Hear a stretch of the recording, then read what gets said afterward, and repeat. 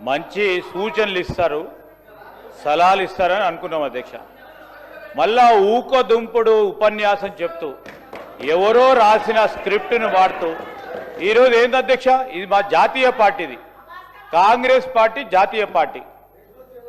ఈరోజు మీరు రీజనల్ పార్టీగా ఉండి ఎన్నిసార్లు చక్కర్ కొట్టిన అధ్యక్ష బీజేపీ ప్రధానమంత్రి ముందట? ఎన్నిసార్లు పోయిన అధ్యక్ష వారు 10 సంవత్సరాల కాలంలో? లెక్క తీయండి అధ్యక్ష.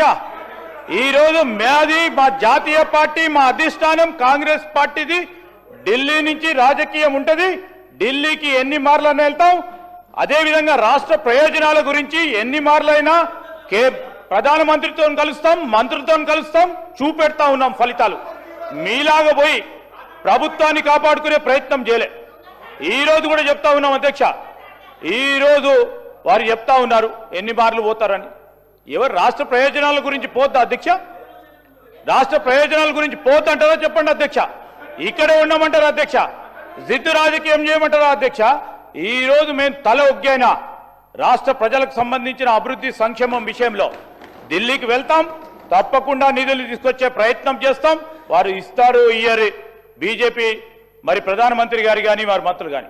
మా ప్రధానమైన ఉద్దేశం, లక్ష్యం, మా ఆలోచన తెలంగాణ రాష్ట్ర ప్రజలకు సంబంధించిన సంక్షేమం విషయంలో తల ఒగ్గైనా నిధులు తీసుకొచ్చే ప్రయత్నం చేస్తాం తెలంగాణ రాష్ట్ర సంక్షేమాన్ని గురించి.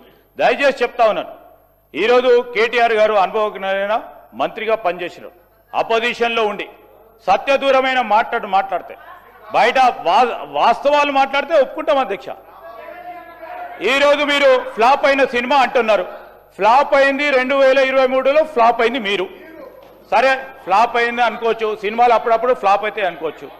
మళ్ళా సర్పంచ్ ఎన్నికలు అయితే దాంట్లో ఫ్లాప్ అయినరు, మళ్ళా మున్సిపల్ ఎన్నికలు అయితే దాంట్లో ఫ్లాప్ అయినరు, పార్లమెంట్ ఎలక్షన్లో పూర్తి స్థాయిలో ఫ్లాప్ అయినరు. ఇంకా ఎన్నిసార్లు ఫ్లాప్ అయినాక మమ్మల్ని ఫ్లాప్ అంటారు అధ్యక్ష?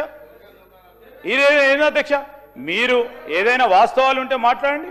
మా గౌరవ సహచరులు కానీ మేము కానీ మీకున్న అనుభవాల రీత్యా మీరు ఏదైనా మంచి సూచనలు ఇచ్చే రాసుకోవడానికి మళ్ళా తిరిగి దాంట్లో పెట్టడానికి ప్రయత్నం చేస్తాం తప్ప ఇక చెప్పేదే చెప్పుకుంటూ ఇంటున్నారని ఏదైనా తిట్టుకుంటూ పోతుంటే అధ్యక్ష మేము ఓపికతోనే వింటా ఉన్నాం.